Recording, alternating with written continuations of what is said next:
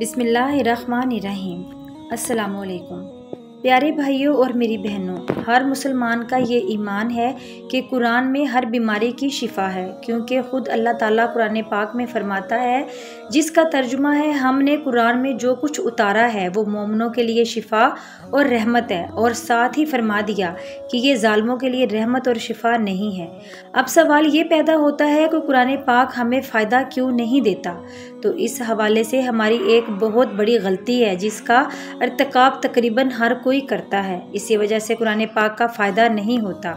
अब आयतल कुर्सी को ही ले लें। अगर इस आयत को, ये कुरान पाक की सबसे अज़मत वाली आयत है, वो इसे गलती के साथ पढ़ेगा तो बेशक लाखों मरतबा पढ़ ले, ये गलती करेगा तो फ़ायदा नहीं होगा। ये गलती क्या है, इस पर आज की वीडियो में तफसील से बात की जाएगी, लिहाजा वीडियो को स्किप मत कीजिएगा और आखिर तक देखिएगा। वीडियो में आगे बढ़ने से पहले आपसे गुजारिश है कि अगर आपने हमारे चैनल को सब्सक्राइब नहीं किया तो अभी हमारे चैनल को सब्सक्राइब करें और वीडियो को लाइक और शेयर ज़रूर कीजिएगा। प्यारे भाइयों, आपकी तवज्जो इस गलती की जानिब भी मबजूल करवाती हूँ, लेकिन पहले आपको आयतल कुर्सी की फजीलत मुख्तसर बताती चलूँ। याद रहे कि तमाम नबियों में ऊंची शान हमारे प्यारे आका सरवर दो जहां हज़रत मोहम्मद सल्लल्लाहु अलैहि वसल्लम की शान है। तमाम किताबों में ऊंची शान हमारी किताब यानी कुरान पाक की शान है, और इस शान वाली किताब की तमाम आयात में जो ऊंची शान और अज़मत वाली आयत है वो आयतल कुर्सी है। जैसे कि अबू मुस्लिम की एक रवायत के मुताबिक सैयदना अबी बिन काब बयान करते हैं कि नबी सल्लल्लाहु अलैहि वसल्लम ने इन सब से पूछा, ए अबू मंजर, क्या तुम जानते हो कि तुम्हारे पास किताब अल्लाह की सबसे ज़्यादा अज़मत वाली आयत कौन सी है? कहते हैं, मैंने जवाब दिया, अल्लाह और उसका रसूल सल्लल्लाहु अलैहि वसल्लम ज़्यादा जानते हैं। रसूल अल्लाह सल्लल्लाहु अलैहि वसल्लम ने दोबारा पूछा, ए अबू मंजर, क्या तुम जानते हो तुम्हारे पास किताब अल्लाह की सबसे ज़्यादा अज़मत वाली आयत कौन सी है? कहते हैं, मैंने जवाब दिया, अल्लाह और उसका रसूल सल्लल्लाहु अलैहि वसल्लम ज़्यादा जानते हैं। रसूलुल्लाह सल्लल्लाहु अलैहि वसल्लम ने दोबारा पूछा, ए अबू मंजर, क्या तुम जानते हो तुम्हारे पास किताब अल्लाह की सबसे ज़्यादा अज़मत वाली आयत कौन सी है? मैंने कहा, अल्लाहु ला इलाहा इल्ला हुवल हय्युल क़य्यूम यानी आयतल कुर्सी। तो रसूलुल्लाह सल्लल्लाहु अलैहि वसल्लम ने मेरे सीने पर हाथ मारा और फरमाया, अल्लाह की कसम तूने दुरुस्त कहा, ए अबू मंजर, तुम्हें इल्म मुबारक हो। मोहतरम नाजरीन, इस रवायत से इस आयत की शान का अंदाज़ा हो ही जाता है।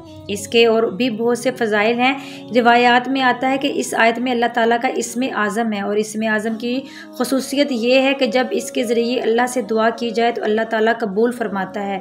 और आयतल कुर्सी के बारे में हज़रत अबू इमामा रज़ी अल्लाह ताला अन्हु ने बयान किया है, नबी करीम सल्लल्लाहु अलैहि वसल्लम ने फरमाया, जो शख्स हर फ़र्ज़ नमाज के बाद आयतल कुर्सी पढ़ेगा उसे जन्नत में दाखिल होने से सिर्फ मौत ही रोक सकती है।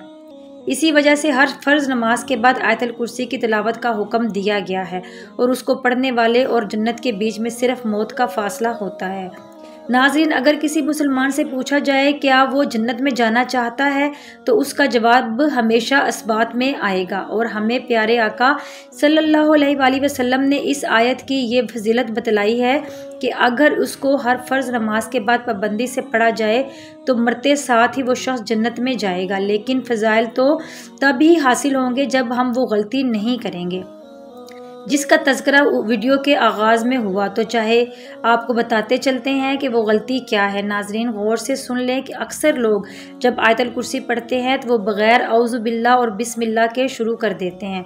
आप आयतल कुर्सी को अगर लाख बार भी बग़ैर औज़ु बिल्लाह के पढ़ो तो इसका फ़ायदा नहीं होगा। एक बार शुरू में औज़ु बिल्लाह पढ़ना और बिस्मिल्लाह पढ़ना लाजमी है, क्योंकि अल्लाह ताला फरमाते हैं, उसका तर्जमा ये है, बस ए मोहम्मद सल्लल्लाहु अलैहि वसल्लम, जब आप कुरान पढ़ें तो शैतान मर्दूद से अल्लाह की पनाह तलब करें। यहाँ अल्लाह ताला का ये हुक्म है कि जब कुरान पढ़े तो अल्लाह से शैतान मर्दूद से पनाह तलब कर ले, यानी औज़ बिल्लाह पढ़ लें।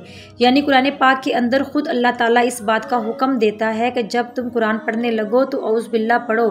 अब ख़ुद ही सोच लीजिए कि कितने लोग हैं जो आयतल कुर्सी पढ़ने से पहले औज़ बिल्लाह पढ़ते हैं। नाज़रीन, आपने ये गलती नहीं करनी। जब भी कोई वजीफ़ा करें جو قرآنی آیت کا ہو یا آیات کا ہو تو آپ نے اعوذ باللہ لازمی پڑھنی ہے، تبھی آپ کو اس کا فائدہ ہوگا۔ اور پہلے بھی ذکر کیا گیا ہے کہ تعوذ کا پڑھنا اللہ کا حکم ہے، اور اللہ تعالیٰ کے حکم کو پورا نہ کیا جائے گا تو پھر اللہ تعالیٰ سے کیسے امید کی جا سکتی ہے کہ اللہ تعالیٰ ہماری سنے گا اور ہم پر رحمت کرے گا۔ پیارے ناظرین، مذکورہ آیت کی تفسیر میں مفسرین لکھتے ہیں کہ اللہ تعالیٰ نے انبیاء علیہ السلام کے دلوں میں وسوسہ ڈالنے کی شیطان کو قدرت دی ہے، جیسا کہ قرآن مجید میں ہے۔ پھر شیطان نے آدم کی طرف وسوسہ ڈالا اور کہا، اے آدم، کیا میں تم کو دوام کے درخت کا پتہ بتاؤں؟ اور ایسی بادشاہت اللہ سے ڈرتے ہیں، انہیں شیطان کی طرف سے کوئی وسوسہ نہیں آتا تو وہ فوراً اللہ کو یاد کرتے ہیں اور اسی وقت ان کی آنکھیں کھل جاتی ہیں۔ اور جب یہ ثابت ہو گیا کہ نبیوں کی طرف بھی شیطان وسوسہ ڈالتا ہے اور اللہ کو یاد کرنے کے سبب وہ وسوسہ ظاہر ہو جاتا ہے، پیارے بھائیوں، قرآن پاک کی مذکورہ آیتیں اس بات کا تقاضا کرتی ہیں کہ جب آپ قرآن پڑھیں تو شیطان مردود سے اللہ کی پناہ طلب کریں تاکہ آپ کا قرآن پڑھنا شیطان کی وسوسہ اندازی سے محفوظ رکھے۔ جب رسول اللہ صلی اللہ علیہ وسلم کو یہ حکم دیا گیا کہ آپ قرآن کریم کی تلاوت سے پہلے اعوذ باللہ من الشیطان الرجیم پڑھیں تو تمام مسلمان اس حکم کے تحت داخل ہیں۔ تو میری بہنیں بھی اور میرے بھائی بھی ہر نماز کے بعد آیت الکرسی لازمی پڑھے تاکہ مرنے کے ساتھ اللہ پاک ہم سب کو جنت میں داخل فرما دے اور موت کے ساتھ ہی ہمارا قدم جنت میں ہو۔ لیکن اس بات کا خیال رکھیں کہ آیت الکرسی سے پہلے اعوذ باللہ اور بسم اللہ لازمی پڑھیں۔ اگر آپ یہ غلطی کر رہے ہیں تو اس غلطی کو درست کریں، بلکہ قرآن پاک کی جب بھی کوئی آیت یا کوئی سورت پڑھیں تو اعوذ باللہ اور بسم اللہ کے ساتھ شروع کریں تاکہ ہمیں قرآن پاک کی مکمل برکات حاصل ہو سکے۔ محترم ناظرین، آخر میں آپ کو بسم اللہ کے چند برکات بتاتے ہیں۔ کہتے ہیں کہ جب بسم اللہ نازل ہوئی تو شیطان نے اپنے سر پر خاک ڈالی اور اس پر پتھر برسائے گئے۔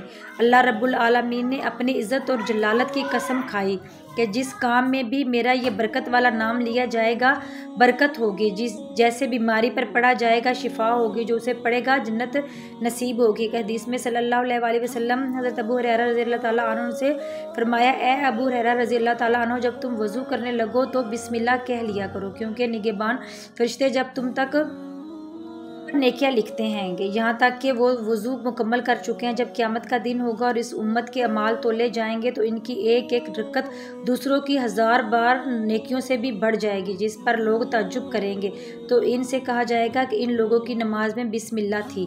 ایک حدیث میں آپ صلی اللہ علیہ وسلم نے ارشاد فرمایا، ہر وہ ذیشان کام جس کو بسم اللہ سے شروع نہ کیا جائے وہ بے برکت ہوتا ہے۔ حضرت عبداللہ بن مسعود رضی اللہ تعالیٰ عنہ کہتے ہیں کہ جناب رسول اللہ صلی اللہ علیہ وسلم نے فرمایا، جو شخص بسم اللہ الرحمن الرحیم پڑھے گا تو اللہ تعالیٰ اس کے ہر حرف کے بدلے 4000 نیکیوں کا ثواب لکھے گا اور 4000 خطاؤں کو معاف فرمائے گا اور 4000 درجے بلند فرمائے گا۔ اللہ رب العزت سے دعا ہے کہ میرا سنانا اور آپ کا سننا اپنی بارگاہ میں قبول و منظور فرمائے۔